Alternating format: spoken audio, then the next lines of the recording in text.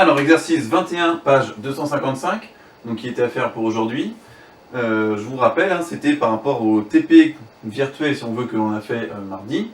C'est-à-dire qu'on a ce dispositif-là, avec un hémicylindre en plexiglas, comme ça, et on envoie avec un rayon laser dedans un faisceau ici, incident, et il est dévié, donc réfracté. La première question est: schématiser l'expérience en indiquant l'angle I1 d'incidence et l'angle I2 de réfraction dans le plexiglas. Eh bien, il faut faire attention, vous rappeler à qui est I1, qui est I2 par rapport à la normale, etc. Donc, correction.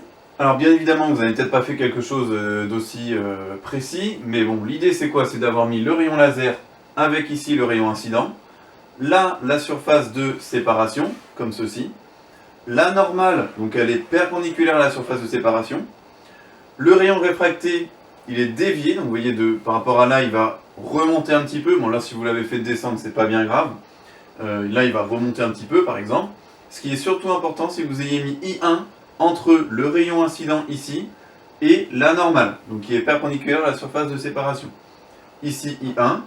Et I2, donc ici, entre le rayon réfracté et la normale, comme ça. Donc question 2, on a réalisé plusieurs mesures pour différents angles d'incidence. Donc ce que je vous disais en TP, on fait pour 0 degré, 10, 20, 30, etc.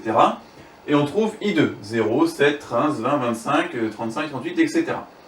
L'idée c'est de trouver une relation entre les deux. Et vous voyez, c'est pas si facile. Par exemple, on ne peut pas simplement diviser par 2. On ne peut pas faire comme ça quelque chose de vraiment très facile.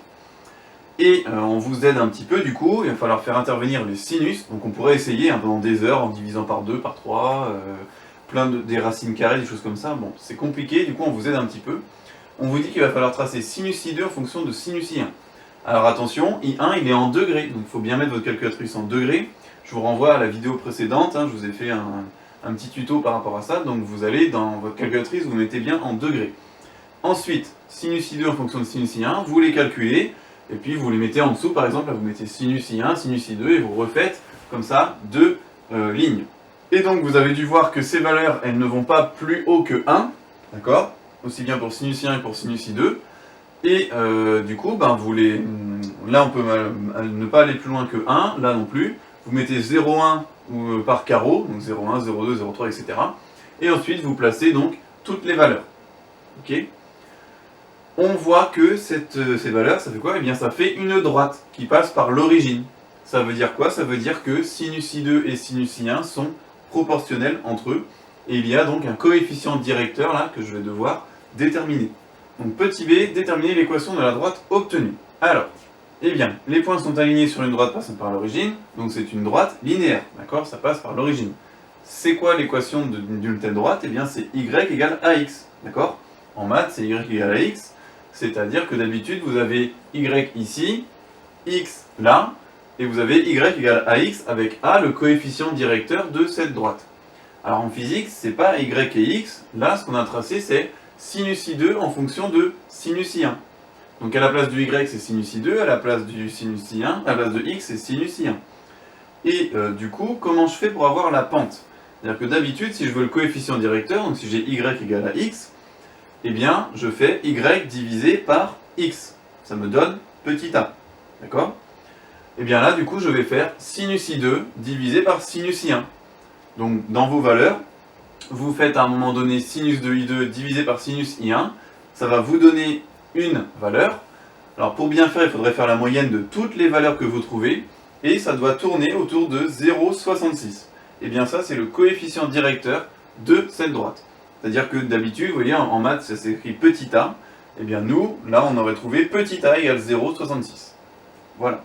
3. Donner l'expression littérale de la loi de Snell-Descartes relative aux angles de réfraction. Alors, ça veut dire quoi, expression littérale? Ça veut dire expression avec des lettres. On ne demande pas des valeurs chiffrées. Donc, en gros, c'est donner la loi de Snell-Descartes. Et vous l'avez vu donc dans le cours, c'est N1 sinus I1 égale N2 sinus I2. Voilà. Quatrièmement, petit a. Montrer que le rapport N1 sur N2 est le coefficient directeur de la droite obtenue. Alors, eh bien, on a sinus I2 égale N1 sur N2 divisé par sinus I1. Comment je fais? Eh bien, à partir de ça, j'ai simplement à supprimer N2 de ce côté-là. Donc, je divise par N2 de chaque côté. Là, il n'y a plus de N2, il me reste que sinus I2. Il est ici. Et de l'autre côté, j'ai N1 sur N2, donc divisé fois sinus I1. Maintenant, comment ça se fait que c'est le coefficient directeur de cette droite? Eh bien, vous vous rappelez, on a dit, normalement en maths, c'est y égale a fois x. Eh bien, moi, j'ai pas y égale a fois x, j'ai sinus i2 égale quelque chose fois sinus i1. Mais regardez ça, d'habitude, c'est en y, c'est-à-dire que c'est en ordonnée. Sinus i2, il est bien ici. Sinus i1, c'est en x. Et ça, c'est mon coefficient directeur petit a. Eh bien, je l'ai déjà trouvé, hein, c'est 0,66. Donc là, je viens bien de montrer que ça, c'est mon coefficient directeur petit a. Et j'ai trouvé qu'il était égal à 0,66. On peut donc écrire un n1 sur n2 égale 0,66. Quatrièmement, petit b, en déduire l'indice n2 du plexiglas pour la radiation utilisée. Eh bien, on a quoi? Eh bien, on sait que n1, il vaut 1, ça c'est dans les données, c'est de l'air. Et du coup, moi, je sais que j'ai n1 sur n2 qui vaut 0,66, j'ai n1 qui vaut 1, ça veut dire que n2, c'est 1 divisé par 0,66. Donc ça, vous vous rappelez, hein, si vous n'êtes pas au clair avec ça, vous faites 3 égale 6 divisé par 2, et vous essayez de chercher le 2, et bien ça fait 6 divisé par 3. Autrement dit, ici, regardez, là, j'ai n1 sur n2 égale 0,66, je connais n1, et bien, n2, comment je fais pour le déterminer? Le 0,66, je le place ici, d'accord? C'est-à-dire que je divise de chaque côté par 0,66.